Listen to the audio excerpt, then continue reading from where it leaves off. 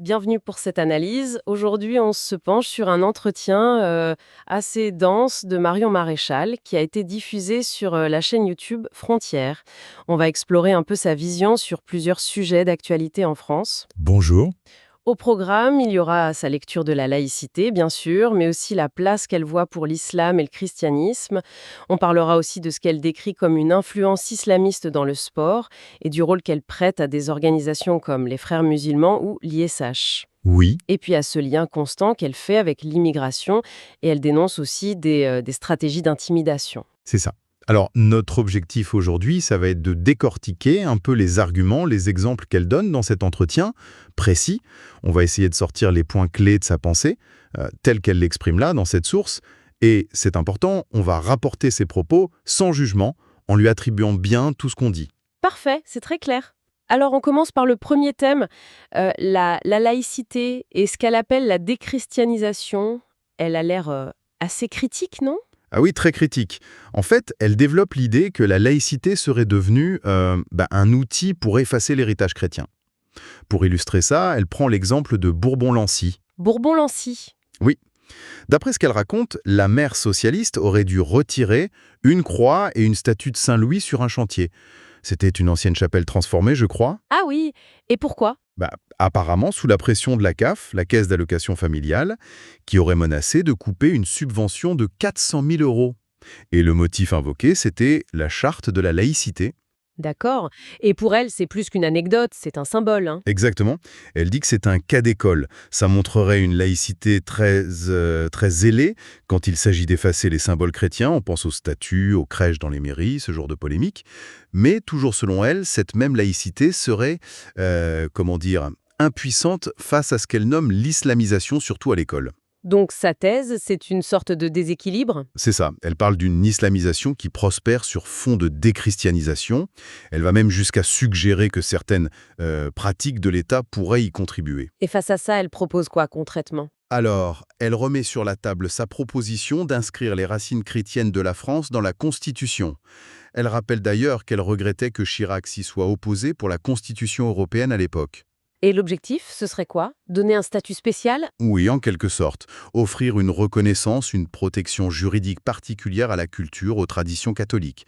Elle pense aux processions, aux crèches, aux sapins de Noël. Elle argumente que ça fait partie de l'identité historique française et que ça ne devrait pas être mis sur le même plan que les autres religions dans l'espace public. D'accord, on voit bien le lien avec la question identitaire. Et cette préoccupation, on la retrouve sur un autre terrain, le sport. Elle utilise une expression assez forte, voix de l'entrisme islamiste. Oui, c'est un autre grand axe de son entretien.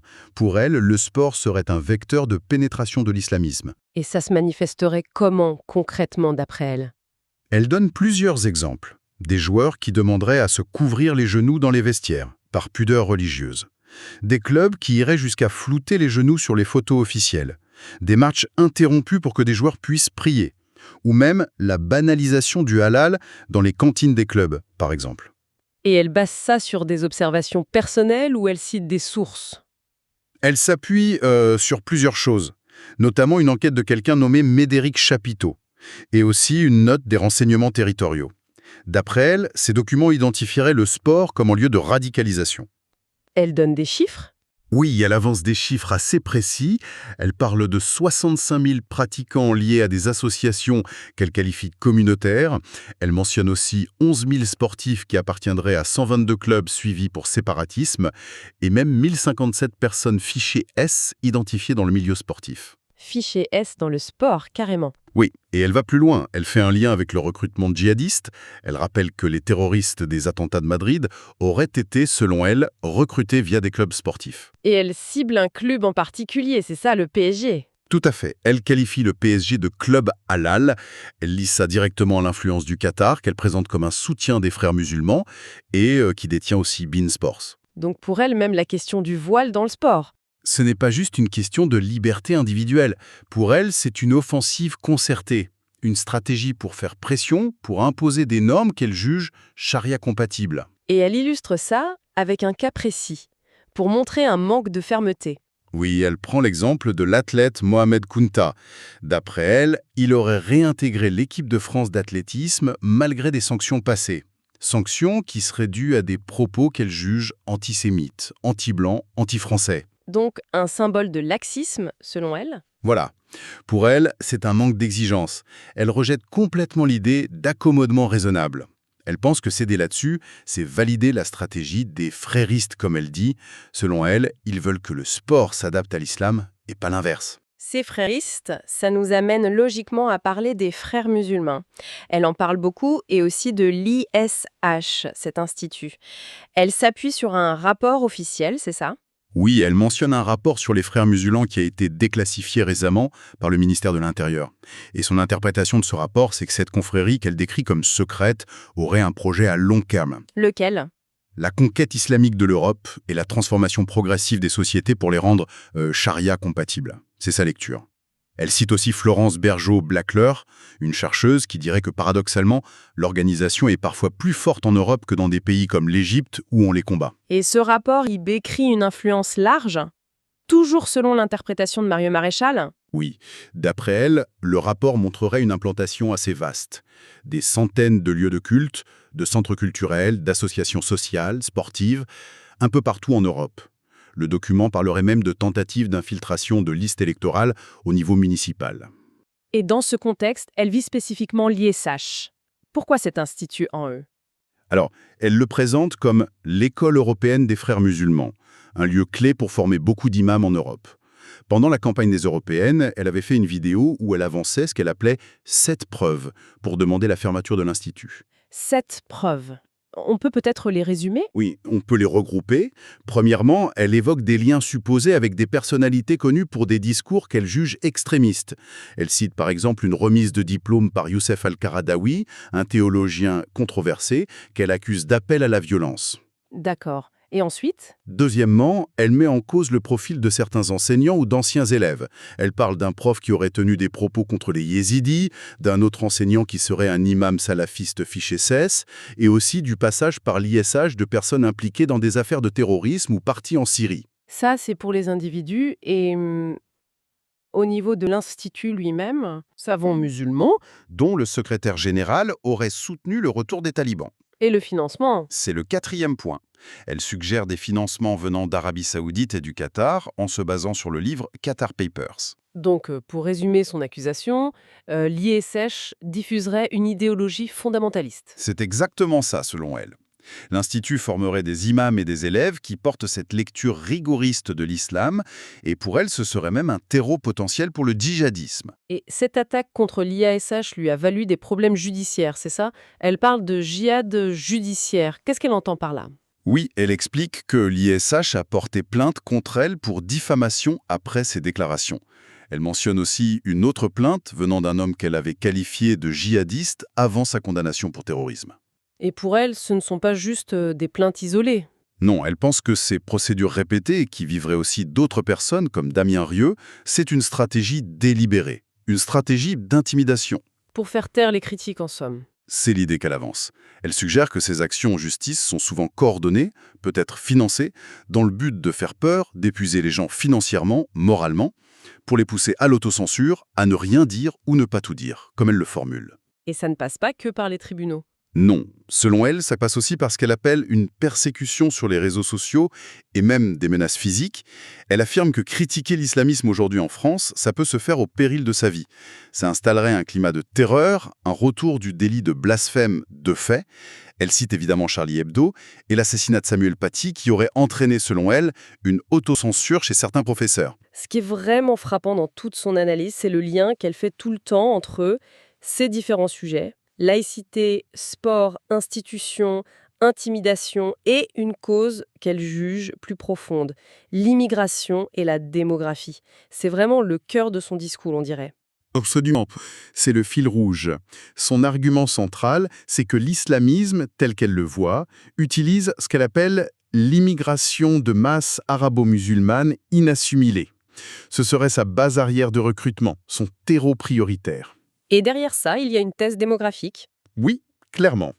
Elle articule ça autour de l'idée que le nombre fait la loi. Selon elle, l'évolution démographique dans certains quartiers, et surtout dans les écoles où les élèves d'origine immigrée musulmane deviennent majoritaires, eh bien ça rendrait très difficile, voire impossible, d'enseigner la neutralité laïque, la liberté d'expression, la critique des religions. Elle décrit une jeunesse particulière. Elle dépeint une partie de cette jeunesse comme étant de plus en plus sensible à un islam radicalisé, elle se réfère à des sondages, sans les nommer précisément, et elle parle d'une hostilité parfois anti-française ou anti-blanche. Elle donne des exemples concrets pour illustrer cette pression démographique. Elle rapporte une anecdote, tirée d'une enquête de François Bousquet apparemment. Des enfants blancs dans certaines écoles qui s'en vanteraient des origines étrangères pour éviter le harcèlement. Ah oui, quand même. Et elle cite aussi le cas du maire PS du Creusot.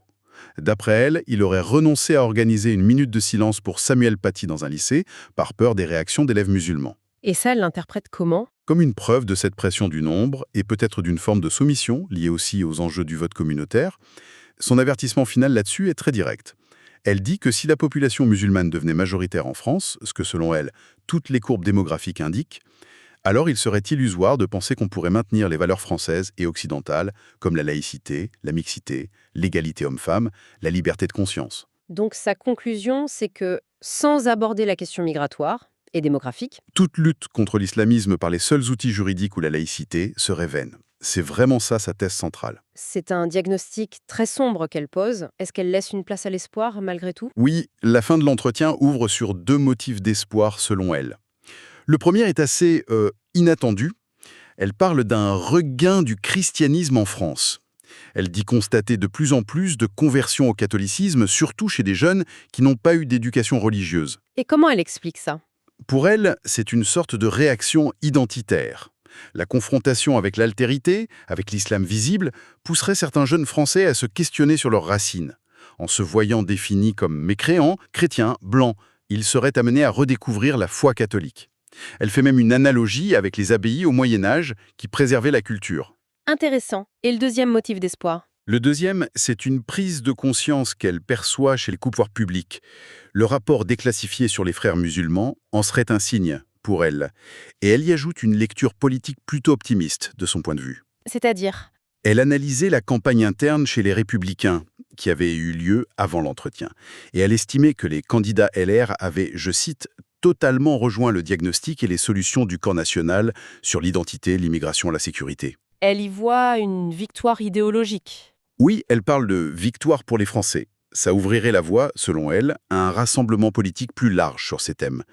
Elle termine de façon assez volontariste en disant que le patriotisme nous sauvera, en appelant à la fierté identitaire et à la redécouverte de ce patrimoine spirituel. Bon, si on essaye de résumer les grandes lignes de cet entretien de Marion Maréchal, tel qu'on l'a décortiqué, il y a d'abord cette critique forte d'une laïcité à géométrie variable. Ensuite, une alerte constante sur ce qu'elle voit comme une pénétration islamiste dans le sport, via des institutions comme l'ISH liées aux frères musulmans, selon elle. C'est ça? Il y a aussi la dénonciation de ce qu'elle appelle le djihad judiciaire et l'intimidation. Et puis, ce fil rouge omniprésent, le lien qu'elle fait entre tout ça et l'immigration, la démographie. Absolument. Et enfin, une touche d'espoir qu'elle place dans un renouveau chrétien et dans une convergence politique sur ces thèmes. Voilà. Et il faut vraiment insister une dernière fois. Notre travail ici, c'était uniquement d'extraire et de présenter les arguments, les informations telles qu'ils sont dans la source, dans cet entretien précis de Marion Maréchal. On n'a pas cherché à valider, à invalider ou à apporter d'autres éléments. On rapporte ce qu'elle a dit. C'est noté. Et peut-être pour finir, une question qui émerge de tout ça, pour la réflexion, c'est comment une société qui a une histoire, une culture très marquée par une religion, comme la France avec le catholicisme, comment peut-elle gérer cet équilibre?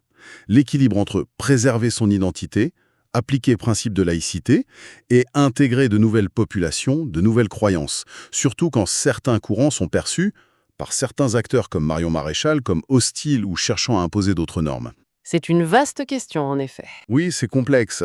Et les propos qu'on a analysés aujourd'hui, ils soulèvent implicitement toute cette complexité.